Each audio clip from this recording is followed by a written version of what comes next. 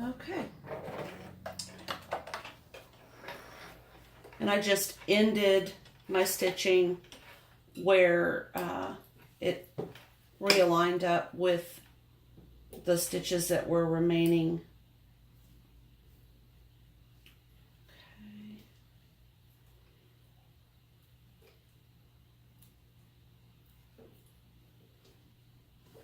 I wasn't careful enough with my bottom thread, and I let it get a little bunchy, but that can easily be clipped. Just make sure everything is tightly attached. Being that it's so early, it's still dark outside, I'm not surprised. I normally do, I get up so early. I was up at 3:30 this morning. I'm crazy like that. Okay, now we're going to check to see. Yes, our zipper does work. And to me, that looks fairly decent. I think I need to press a little bit right there, but okay. So now I am going to get these guys lined up on the top end and the bottom end. I'll re-zip the zipper. What did it grab onto? Nothing. Okay. Kind of, yep. All right.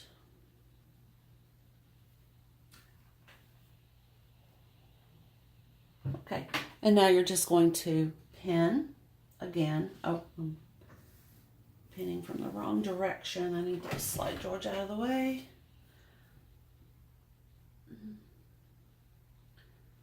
Get these lined up.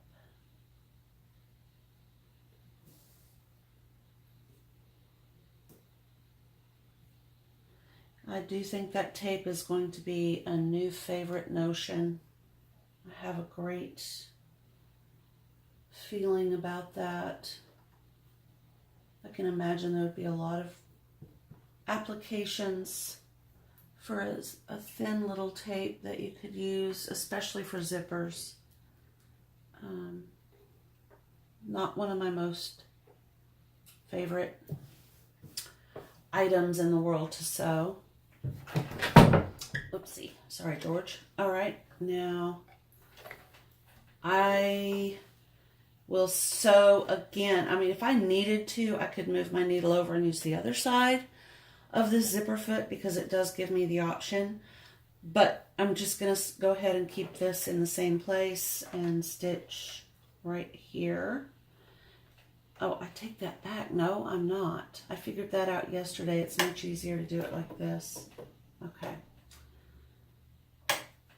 So I did move my needle over. I need more coffee is what I need. Okay. So, I don't like where that's lined up. Okay. Just going to take a couple stitches. My needle is in the down position. I'm going to open the zipper up. I just feel like this is too close. It is. It's way too close to that edge. So I'll be moving that over. All right.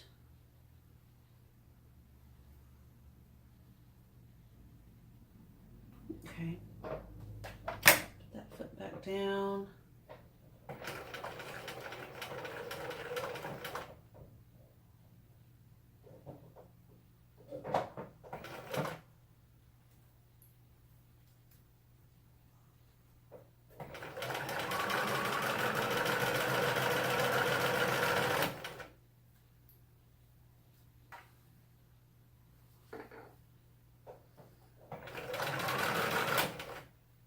And remember, it's slipping because the nylon fibers in the zipper are slipping against the cotton fiber on your project. And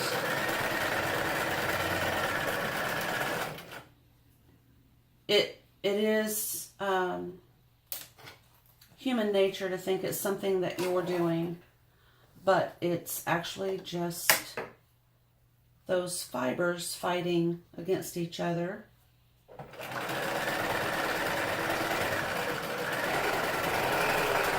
And we're just trying to make them be friends. So don't be too hard on yourself if you seem to have trouble with that. Okay. Still don't like the way that looks. I may have to go back and fix it. It's got a little bump there. But I may let it stand. I don't know yet. We're not having any issues with the zipper working, so I think we're good. Now, before I forget, I've done the zipper, so I am now going to recenter my needle, remove my foot. I don't know if you're sewing with a child, it might be better to remove the foot, then move the needle over, just in case. I reestablish, okay. I always check to make sure that this little piece right here that keeps the foot attached to the post is tight. I know that sounds silly, but it can really affect your sewing if it's not. I've had so many experiences with that in the past. All right, so I reattach that foot, double check, make sure everything is exactly the way I want it. And now I need to rethread my sewing machine. So I'm not going to make you watch while I do that. And I'm also going to go get some coffee. When I come back, we are going to stitch this like this. All right, I'm back with coffee and corrected thread in the machine. So now what we're going to do is we're going to line up our stitches as if we were lining up a plaid, obviously. We have 3 different pieces of fabric, and we need to make sure that this dotted fabric, this paisley fabric, and this floral fabric are all lined up so that the front and the back on the side match. So once I get those seams lined up, just like we did before for measuring, I'm going to pin that, and I'm going to double pin it with my extra long pin so it can't shift. And again, I'm not worried about which direction the seam allowance lies because this is not a quilt. And I prefer having my my cute little top stitch the way I have it. Okay, once I get those lined up on one side, I can then go about pinning the whole project. Now, the bottom and the top, well, actually, the top, I want to nest this seam allowance. This is the only fussy part to me on this whole project. So I am going to push one that way and make sure the other is coming the opposite direction this way. I want to make sure that that seam where the paisley fabric in this case meets the top is lined up as it should be, and it kind of nests, and then I'm going to put a pin right on that. Or actually I'm not, I'm going to clip this. I want it to stay.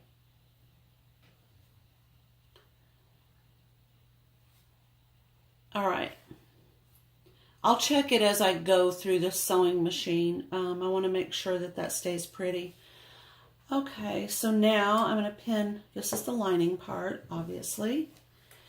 And I will pin that. And remember, one of these will be a little bit longer than the other one, just because of the way we cut it. And it is now, and that also happened to me the first time I made this. It is now at the point where you can decide if you want to make boxed boxed corners, if you want to cut out that 1 inch for the boxed corner. You can also make a boxed corner without having to cut. I think I'm going to let mine just be a little flat. It's a pencil case, and I don't think I want it like a little makeup bag would be really cute with a boxed corner application. But in this case, I think I'm going to let it stand with its little flat edges. Okay, so I'm lining up again on the opposite side, making sure that my seams align. I'm double pinning with these extra long pins. I'm going to get to this seam where the zipper is. One will go up, one seam allowance will go up, one seam allowance will come down, and you can kind of figure out which one needs to do which direction based on the way it naturally wants to go. And in this case, I'm using one of these Wonder Clips to hold it, because that's a lot of fabric right there. And it's a big ask of a little wobbly skinny pin. And as I approach that seam, I'm going to double check and make sure everything is lined up the way I want it.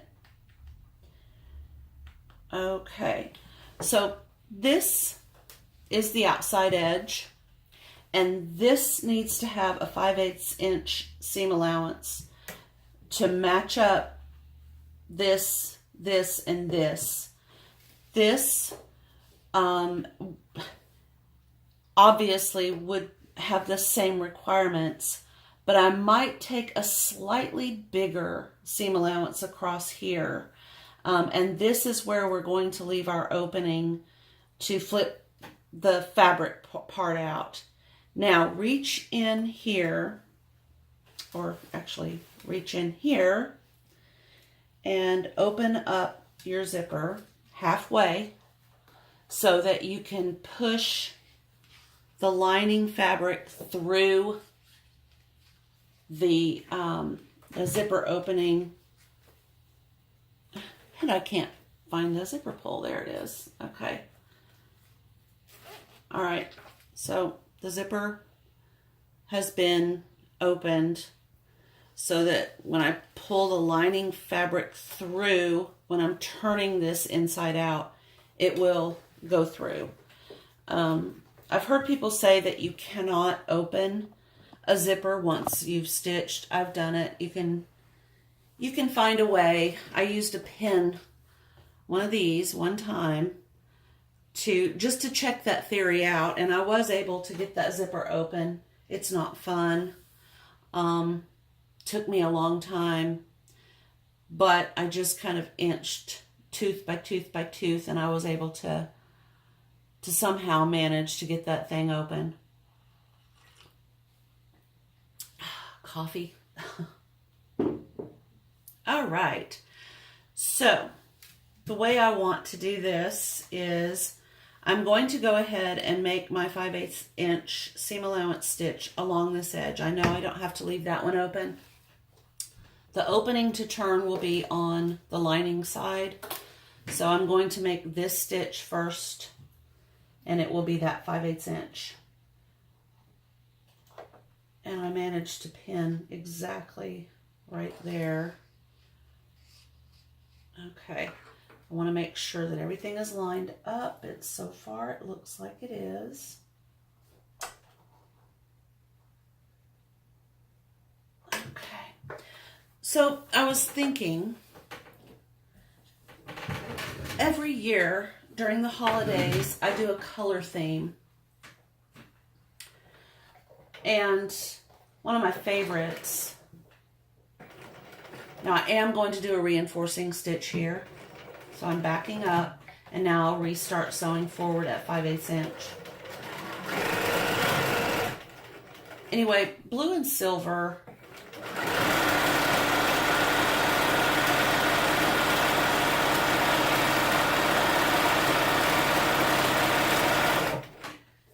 And again, I'll do a reinforcing stitch. Okay. But anyway, blue and silver were probably my most favorite color combo, and it was my tree. My Christmas tree was decorated in blue and silver. My wrapping paper was blue and silver. My bows were blue and silver. I think that was the year I collect Santa Claus little pieces, and I think that was the year that I got my blue and silver Santa who is seated on a bench. Really pretty. But the thing I don't like, and I know we've all talked about this, but I don't like the vast amount of wrapping paper that we use it as a decoration, because obviously it's not like, I mean, some families do wrap all of their gifts on Christmas Eve and then open them on Christmas morning. But again, massive waste. I know some people try to save paper from year to year, but then I like to have a theme. So when I had blue and silver one year, I had purple and brown, I think, the next year, sort of a cafe, coffee with milk and a light lavender. So I really don't reuse my paper. So it occurred to me that this would be a great way to eliminate some, not all, but some of the wrapping paper under the tree, because then this becomes a gift, and within this is the gift, and then you've got all these cute different sized bags, and they don't all have to have a zipper. You could do a button closure, you could make holes and thread ribbon, but there would be a great way to use up some of your stash to start the new year fresh with new, or just simply go get fabric that you'd like to use in that color theme. It wouldn't necessarily even have to be Christmassy. It could be, the color that person likes. I don't know.